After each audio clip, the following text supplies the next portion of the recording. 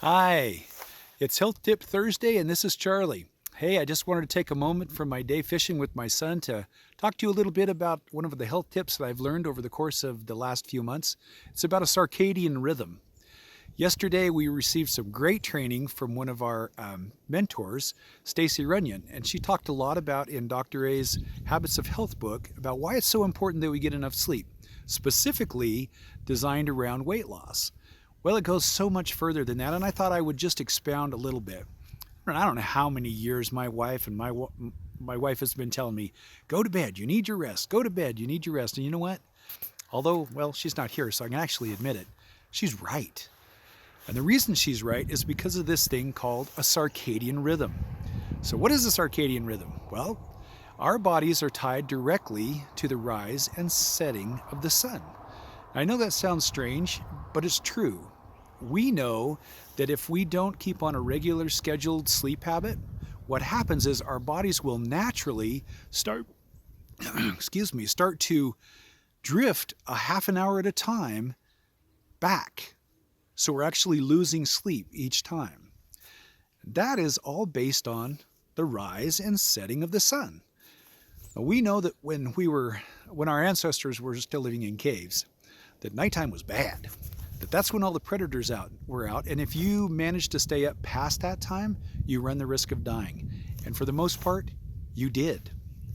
So now in modern days, in the industrialized world, we don't have that issue. Instead, what we have is 24-hour shifts. We have phones, we have lights, and because of that, and those very things, we stay up later. And because we stay up later, we have started to destroy our circadian rhythm. That circadian rhythm has been tied directly to things as simple as heart disease, diabetes, obesity. In fact, it's one of the major contributors in those very diseases. So, we know that it's important, but now we know why. As an experiment in our house, what we did is we turned out all the lights at 8:30 and lit candles. That meant no phones, no laptops, no iPods, no iPads, no computers, no TV. And now this was an experiment. And what we found was by 9 o'clock, I was pooped. Lorinda and I both went to bed and slept like rocks.